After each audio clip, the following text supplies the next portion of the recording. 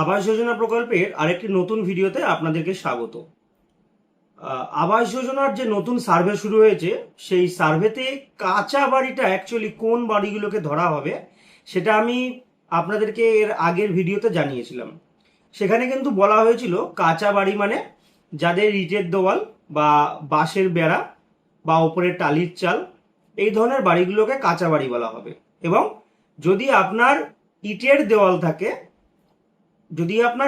দেওয়াল থাকে এবং ওপরে টালির চাল, টিনের চাল বা অন্য কিছু দেওয়া থাকে, তাহলেও সেটাকে পাকা বাড়ি বলা হবে, যেহেতু সেটা ইটের দেওয়াল মানেই পাকা বাড়ি।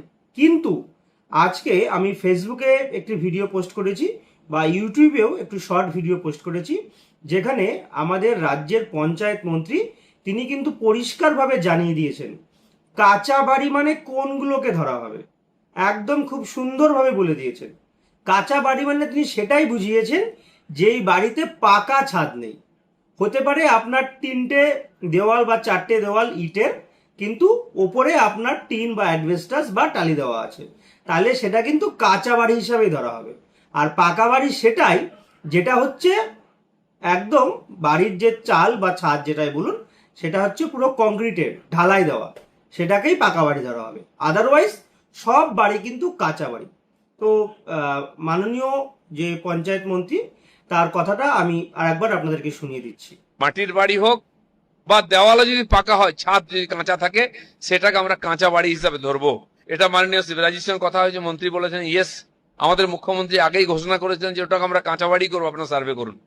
তাহলে আপনারা পরিষ্কারভাবে বুঝে গেলেন যে পাকা বাড়ি আর কাঁচা বাড়ি কোনটা। এইবার ঘটনা হচ্ছে, অনেকের বাড়িতে কিন্তু অলরেডি সার্ভে হয়ে গেছে। এবার সার্ভেটা হয়েছে কিন্তু সেটা আগের যে অর্ডার ছিল সেই অর্ডার অনুযায়ী।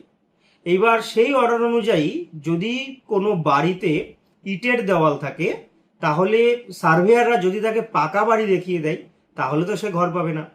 তাহলে তার সলিউশন কি আছে? এই সলিউশন কিন্তু এখনো পর্যন্ত নেই।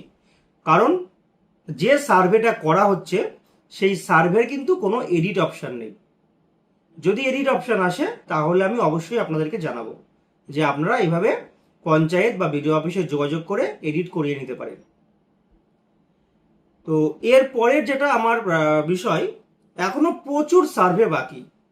রাজ্য পঞ্চায়েত দপ্তর থেকে প্রত্যেকটা জেলাগুলোকে একটা করে টার্গেট বেঁধে দিয়েছে। 15ই আগস্ট আমাদের সার্ভের লাস্ট ডেট। এই 15ই আগস্টের মধ্যে টার্গেট পূরণ করতে হবে। কিন্তু সেখানে দেখা যাচ্ছে মাত্র 20% বা 25% সেই টার্গেট ফুলফিল হয়েছে। কোনো কোনো জেলায় এখনো 70% বা 80% টার্গেট কিন্তু পূরণই হয়নি। কি করে পূরণ হবে? যেহেতু সেখানে বলা ছিল ইটের দেওয়াল থাকলে বাদ চলে যাবে। তো এখন তো ক্লিয়ার হয়ে গেল যে ইটের দেওয়াল থাকলেও আপনার যদি ওপরের চালটা কাঁচা থাকে, অর্থাৎ টালি বা টিন থাকে বা অ্যাডভাস্টাস থাকে, তাহলে আপনি আবাস যোজনার ঘর পেতে পারেন। আমি একবার আপনাদেরকে টার্গেটটা দেখাই। এটা হচ্ছে রাজ্য পঞ্চায়েত দপ্তরের চিঠি। তো এইখানে যে টার্গেটের কথা বলে দিয়েছে আমি সেটাই আপনাদেরকে একবার দেখাচ্ছি। দেখুন, টার্গেট ভার্সেস অ্যাচিভমেন্ট। প্রথমে আছে মুর্শিদাবাদ জেলা। মুর্শিদাবাদ জেলার টার্গেট কত দেখুন, 2,95,526টা সার্ভে করতে হবে। সেখানে সার্ভে হয়েছে 58,811, 19.90% সার্ভে হয়েছে। একই রকমভাবে 24 পরগনা সাউথ দেখুন, 3 লাখ টার্গেট। পশ্চিম বর্ধমানে 44,000 টার্গেট।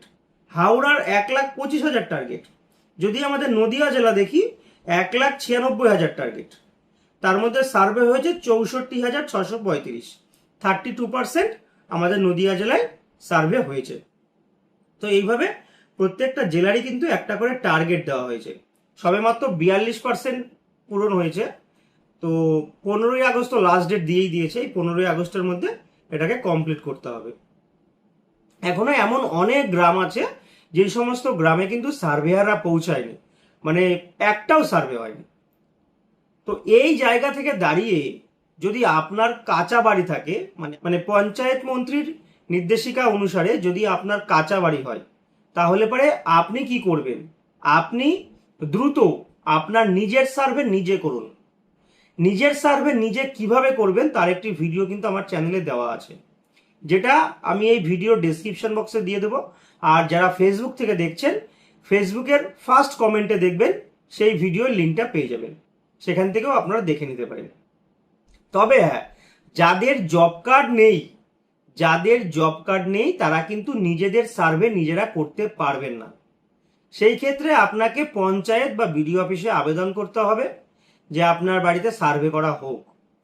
আর যাদের জব কার্ড আছে তারা নিজেদের সার্ভে নিজেরাই করুন। এবার এই সার্ভেটা করতে গেলে একটাই সমস্যা আসবে, সেটা হচ্ছে জব কার্ডের সমস্যা। জব কার্ডের কিরকম সমস্যা আসবে? আপনি যখন জব কার্ডের বই দেখে জব কার্ড নাম্বারটা দেবেন, তখন আপনাকে দেখাবে job card number invalid.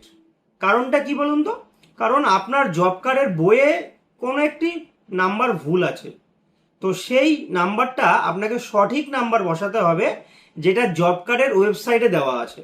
Job কার্ডের ওয়েবসাইটে জব কার্ড নাম্বার কিভাবে সার্চ করবেন আমি এর আগে অনেকবার দেখিয়েছি, তাও আরেকবার এই ভিডিওতে দেখিয়ে দিচ্ছি।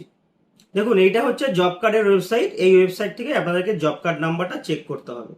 তো এর জন্য সবার প্রথমে আপনারা আসবেন, এই যে লগ ইন অপশন আছে, লগ ইন, এইখান থেকে চলে আসবেন হচ্ছে কুইক অ্যাক্সেস। লগ ইন থেকে কুইক অ্যাক্সেস, সেখান থেকে স্টেট রিপোর্ট, এই অপশনে চলে আসুন। তারপর এইখানে দেখুন ডিস্ট্রিক্টের নাম আছে এইখানে। এবার ধরুন আমার নদিয়া জেলা, আমি নদিয়াটাই সিলেক্ট করে নিচ্ছি। আপনাদের যার যে জেলা হবে সেই জেলা সিলেক্ট করে নেবেন। নদিয়া জেলা সিলেক্ট করার পর এখানে যে কোনো যার যে বিডিও অফিস সেই বিডিও অফিসটা সিলেক্ট করবেন। আমি শান্তিপুর সিলেক্ট করলাম। এরপর এখানে আপনার যে পঞ্চায়েত হবে আপনি সেই পঞ্চায়েত সিলেক্ট করবেন। আমি একটা পঞ্চায়েত সিলেক্ট করে নিলাম। এরপর এখানে এই যে 3 নম্বর অপশনটা জব কার্ড বা এমপ্লয়মেন্ট রেজিস্টার, এইখানে ক্লিক করার সাথে সাথে আপনাদের জব কার্ডের অ্যাকচুয়াল নাম্বারটা আপনারা এখান থেকে পাবেন। এই যে নাম্বারটি আপনারা দেখছেন জব কার্ড নাম্বার, এখানে যেমনটা লেখা আছে আপনাদেরকে ঠিক তেমনটাই দিতে হবে, তবেই কিন্তু জব কার্ডটা ভ্যালিড হবে। না হলে পরে আপনি যদি একটা জিরো কম দেন বা স্ল্যাশের জায়গায় হাইপেন দেন, তাহলে কিন্তু জব কার্ড নাম্বার ইনভ্যালিড দেখাবে। তো এই পোর্টালের লিঙ্ক আমি ভিডিও ডেসক্রিপশন বক্সে দিয়ে দেবো, আপনারা সেখান থেকে এই স্টেপ বাই স্টেপ এসে জব কার্ড নাম্বারটা আগে দেখে নেবেন, তারপর সার্ভে শুরু করবেন। আর একটা জিনিস হতে পারে, job card number already exist বলতে পারে। যদি job card number already exist বলে, তাহলে আপনাকে বুঝে নিতে হবে আপনার ওই জব কার্ড নাম্বারে অলরেডি এই আবাস যোজনা বা পিএমওয়াই পোর্টালে এন্ট্রি আছে বা কোনো এক সময় হয়েছে। হতে পারে আপনি ঘর পাননি, কিন্তু অন্য কেউ ঘর পেয়েছে ভুলবশত, আপনার জব কার্ড ম্যাপিং হয়ে গেছে। তো এই মুহূর্তে দাঁড়িয়ে সেটা কিন্তু কোনোভাবে এডিট বা কারেকশন করার জায়গা নেই। তাহলে আপনি কি করবেন? তাহলে আপনাকে পঞ্চায়েতের যারা সার্ভেয়ার আছে তাদের কাছে যেতে হবে এবং তারা জব কার্ড ছাড়া সার্ভে করতে পারবে। তাতে আপনার সার্ভেটা কিন্তু হয়ে গেল এবং যে ড্রাফট লিস্ট সেই ড্রাফট লিস্টেও আপনার নামটা উঠে যেতে পারে। পরবর্তীতে যদি আপনার নামে ঘর স্যাংশন হয়, তার আগে ঘর স্যাংশন হওয়ার আগে আপনার জব কার্ডটি যেভাবেই হোক কারেকশন করা হবে। আপাতত সার্ভেটা আপনার করানো দরকার, তাতে আপনার ঘর পাওয়ার একটা রাস্তা খোলা থাকলো।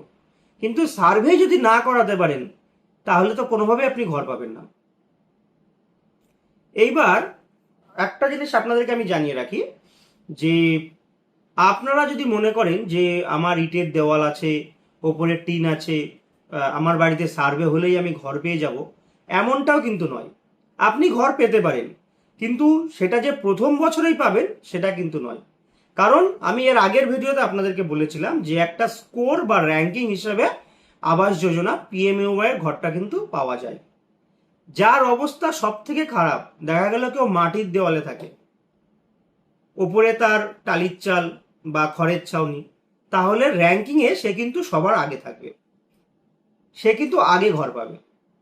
বা কোনো পরিবারে দেখা গেল কেউ একজন প্রতিবন্ধী আছে, তাহলে সে কিন্তু আগে ঘর পাবে। দেখা গেল কোনো পরিবারে সার্ভে করা হয়েছে সেই মহিলার নামে, সে কিন্তু আগে ঘর পাবে। তো এইভাবে র্যাঙ্কিং সেট করা হয়, এটা অটোমেটিক সেট হবে। যেমন সার্ভে হবে তার উপর বেস করে অটোমেটিক সেট হবে। এটা এমন নয় যে কোনো মানুষ বা কোনো সার্ভেয়ার বা বিডিও অফিসের স্টাফ বা জেলা অফিসের স্টাফ এই র্যাঙ্কিংটা ঠিক করে। এটা সম্পূর্ণ একটা সফটওয়্যার বেস সিস্টেম থেকে অটোমেটিক ঠিক করবে। সার্ভের সময় যারা সার্ভে করবেন বা যাদের বাড়িতে সার্ভে হবে, চেষ্টা করবেন মহিলাদের নামে সার্ভে করানোর, তাহলে পরে কিন্তু আপনি এক ধাপ এগিয়ে থাকবেন। এবার আপনার যদি পাকা বাড়ি থাকে, মানে পাকা বাড়ি মিনস ওপরে ছাদ দেওয়া বাড়ি থাকে, তাহলে পরে কিন্তু আপনি এলিজেবল হচ্ছেন না। কিন্তু